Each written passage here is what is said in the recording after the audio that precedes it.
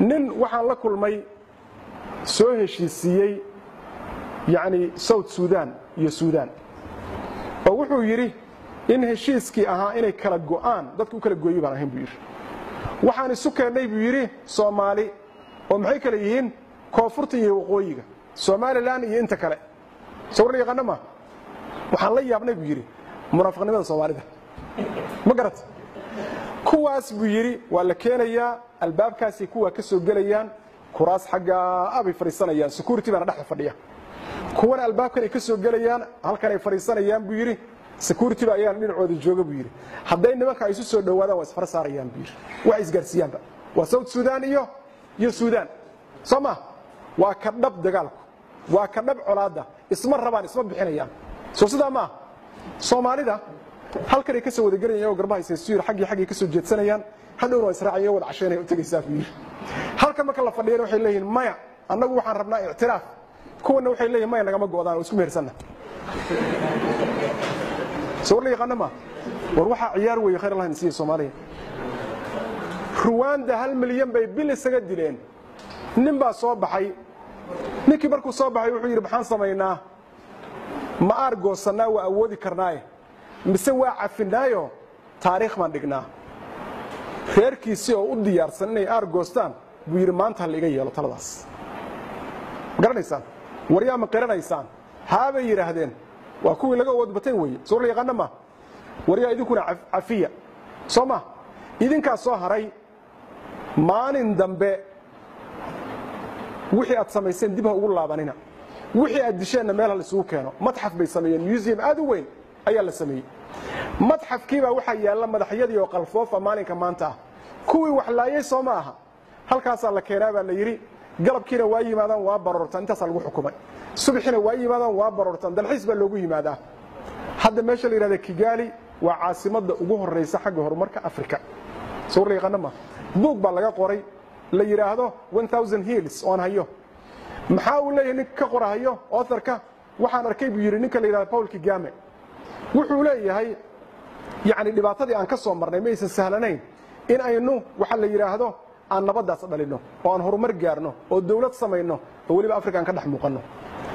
Soomaaliya ba 4 sano naga horeysay dagaalka buu yiri 2001 markay ahayd maya 2004 maya 5 meelahaas buu leeyahay 2005 meelahaas ba waxa yimid buu leeyahay madaxweyne Soomaaliyeed oo dawarsanayo tuugsanayo oo wuxuu leeyahay wuxuu igu kaalmee xogaa ciidan isi xogaa lacag isi xogaa magaciisa isi waxaas waa harayaan anaga kayd noo yihiin sharaf darradaas iyo hanada noocaas oo kala soo yaqaanama in la iscafiyo anaga dadka ugu yeeri jirnay maanta maxaan lagu ceebinayaa intaan iscafin weynay madaxweynaheenu uu tuugsanayay madaxweyne kale oo xaaladdu soo maray xaalad ka adag soo maray soo caddaadima waxa dhacday xilliyada kamida waxa ka sheekayn jiray professor Gaashaan inay isdagaaleen Tanzania iyo Uganda oo Maxamed Siyaad Barre ugu yeeray xamar oo yiri kaalay labadiinaba hadii kalena idin maanahay oo macnaheedu yahay Kenya intaan ciidan ku soo dhex jireen labadiinaba isku dhacdin ciirinaya ayagoo orday yimaadaan is ogoleen markay yimaadeen buu gacanta isu saaray iscafiya buu yiri Afrika inay isdagaasho ma ogoli wuxuu madax u ahaa oo AU-da ayuu madax u ahaa yani ururkii yani AU-da hadda meesha ay joogto oo kale joogay uu madax u ahaa markuu heshiisiyay laba wado oo la furahayay buu ku kala magacaabay midna Tanzania midna wuxuu ku magacaabay Uganda oo hadda maanta furan soo cadadima waxa isdiray soo dagaalay hadda ka hor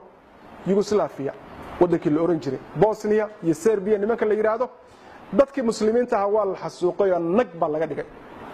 ayaguna dhibaatay markii dambe geysteen qaarkood wax bay nag ka dhigan oo xasuuqeen oo xalafiyaan maxaa laga dambeysiyay waxa laga dambeysiyay in la heshiisiyo program baan fiirsanay maalin aan dheerayn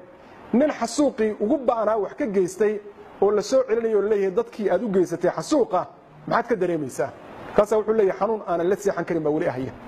maxaad sameynaysaa wuxuu leeyahay waan u tagayaa oo cafis baa ka dalbanaya kaas intuu u tago buu leeyahay hal caafiyo kaas ay diidayaan waxaad samaysay ma garanaysaa waxaad geysatay ma xasuusataa halka qofka ku dishay ma garanaysaa halka qofka ku shabaxday ma garanaysaa qaarna waa cafinayaan qaar waa ka tagayaan lama hadlayaan qaar waa ku xanaaqayaan يعني ninkaas muxuu raadinayaa dadkaas inuu dareensiyo aan ku sii daro South Africa wadagtiin wixii ka dhacay midabta koorkii iyo dhibaatadii dhacday Nelson Mandela oo madaxweyne noqon doona 27 sano ayuu xabsi gudihiisa ku soo qaatay tanagii uu ku maxaan ku dhaxaaji gudan jiray xitaa waa soo dul istaagay iyo qolkii uu deganaa qolkuna waa ka tanaguna halkaas u yaala oo aan xitaa loo ogolaan suuliin uu galo xaaladda noocaas uu ka soo gudbay markay ku guuleysteen halgankoodii oo xabsigii uu ka soo baxay oo awoodii ay yeesheen wuxuu sameeyay Nelson Mandela khudbadii uu akhriyay dib u dhageysta garanaysa wuxuu yiri afis baan bixinaynaa laakiin wixii dhacay ma hilmaamayno sawir la yaqaan ma oo macnaheedu waa maxay inaysan mar labaad soo laabanin dalkii buu arkay wuxuu yiri waxa lagu dhisay xoog Afrikaan iyo aqli cadaan baa lagu dhisay biyir sidaa darteed dalka kan dadka jooga ma kala maarmaan waa laba qowmiyadood islayn midna gumaysta uu yahay midna dadkii asalka ahaa hadda xagee bay joogtaa South Africa waxay joogtaa halka dal ee la tartamaya Europe iyo America inay yihiin oo Afrika ku yaala sawir cadaalima annagu xagee baan kaga jirnaa khariidada noocaas oo kala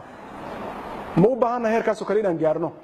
ma u baahanahay kulamo kale oo caawa kala dhacayo intu saalan loo soo qaatay oo leeyahay Soomaaliya say wax yeelaan say u fiican yihiin say heersan u yihiin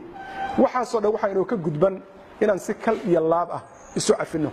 ee Soomaaliya cafi ee Soomaali ma cafiseen intii meesha fadhida intaan meel kale la gaarin war cafisku mid ka suurtoobi karaa mise ku reebla in kaarta qal wax baa noogu horay baan leenahay mudug baa waxa ka dhacday baa la isku wareeray xoogaa ma garatay gaal kacayo marka qolana waxay yiraahdaan dhulka annaga iska leh qolana waxay yiraahdaan dhulka Ilaahay baa iska leh ciduu siiyuna soo riga qanama shir baa la isugu yimid oo heshiisiin baa loo socday labada qolo culimadoodii waa wataan qolada xaqo ahayd baa wuxuu yiri inna al-ardha lillahi yurithuha man yasha wal 'aqibatu lil muttaqin marka maxaa loo wataa wadaadka oo maxaa loo wataa suldaanka oo maxaa loo wataa sarkaalka nin walba nin inuu jawaabo weey intay noo joogto iska dhicida meel la gaari mayno sheekh Abdul Hadla sheekhi kala hadlay wuxuu yiri ilmaada riyaalo heshiiska dhab naga ma aha xogaa isugu ka yahay banaanka isugu ka yaar soo ka bixiyo biir soo la yaqaan ma nagu jirtaa banaanka isugu soo ka bixiyo mar kale oo 20 sano iyo 7 sano qaadat armina ku jirtaa maya caafisun baa naga suurtoobi kara America ayagoo diriray oo dhibaato ay dhacday xeer la yiraahdo iyo fikir la yiraahdo forgiving reconstruction waxa soo saaray ninkii la dhihi jiray Ibrahim Lincoln soo la yaqaan ma يعني ماشي العقاب لها dadkii dambiyada geystay bal in dib u dhis lagu sameeyay iscafinto in la cafin karo dadka ummadda ay ka mid noqon karaan maxaa yeelay dad difaacay helaya dhibaatadii yaraan mayso ma dhamaanayso inagu marka dhibaatada sar uga bixi karna maxaa noo raqiisan meeran maanta isxagashiyo ko iyo xisaabtan dhahno